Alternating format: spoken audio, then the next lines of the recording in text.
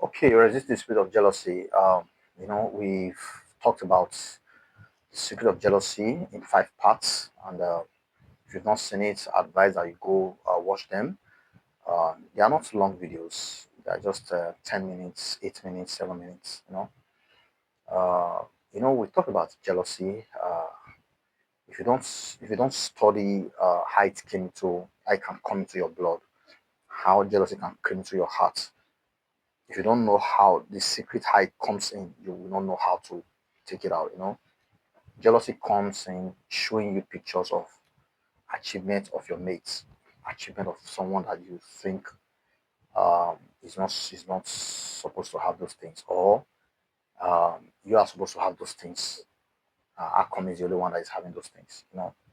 So jealousy comes in with the picture of these things and also with the mind, the thought of the person does not deserve those things because you were better than him in school. You were better than him in training. You were better than him in the process of life. And now he's having more than you. So how did that happen? So that's the kind of thoughts that the jealousy comes in, that jealousy brings to you, you know. But the truth is that, the life of children where they are treated equally and the world of children is that they are in the world of receiving. Children are in the world of receiving. Sorry to use this word, just like women. Okay, no problem. I know that's going to cause a lot of problems, but no problem. Let's leave that. Let's leave women out of it now. Children, they're in the world of receiving.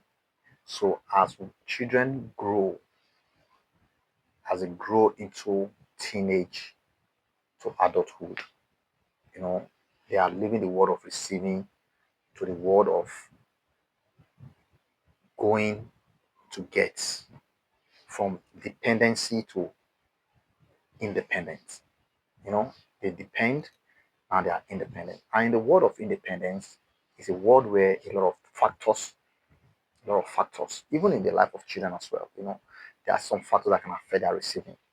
So many factors that can affect the receiving of children, you know, in as much as they have the right to receive all the good things, love, care, education, healthcare, everything you can think about, um, experiences like travels and so, but some factors can also affect some children, you know, the kind of family they are born into.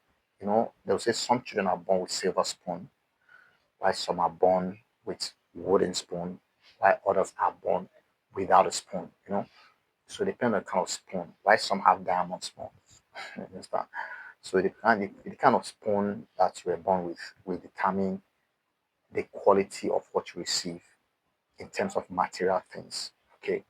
But in terms of love, love is not quantifiable by money. Love is not quantifiable by financial status.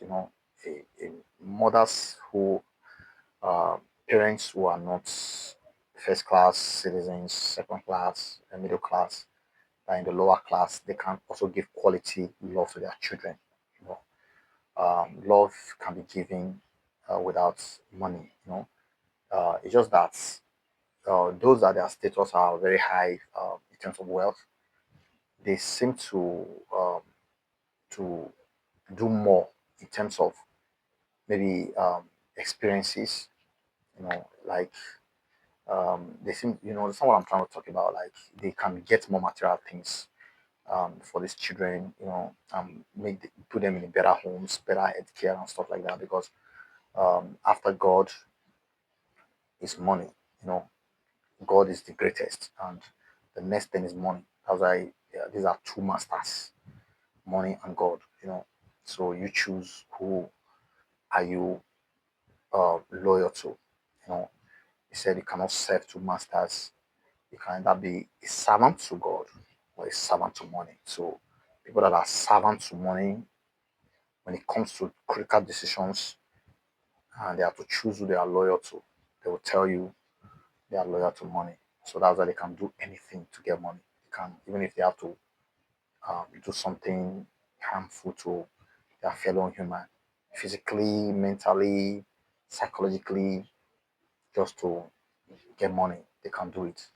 Why those that are loyal to God, they don't put love of money first, but they see money as an instrument, as an important instrument for living. So they work for it, then they get it, and they spend it in a godly way. So and they cannot do some excess things to get it. So these ones, they when it comes to decision of is it money or God, so they will know that they have to pick God over money. So when we are talking about the concept of God and money, you will expatiate on that in my talk principles. So that is it. So like I was saying, so the this jealousy thing is as a result of people thinking that even a child as little babies, the circumstances can also determine what they receive as dependents. Those that are born with silver spoon, like I said, they tend to live uh, more in a what I can refer to like a luxury, um, all things being equal. I'm not talking about dysfunctional parents, families now, where the father can be a billionaire and doesn't even care about the children. Maybe he's living on his own. I'm not talking about that now. I'm just talking about all things being equal. Not looking at extreme cases where there's a dysfunction in the family or something. No, that's not what I'm talking about. So now, children from rich home tend to enjoy more materialistic things than children from poor home. But they all are in the receiving end. All the children are dependent. They are dependent. Understand? That's why I said love cannot be quantified. The kind of love that poor parents can show to their children cannot be measured by money, and the love that a rich parent can show to their children can also not be measured by money.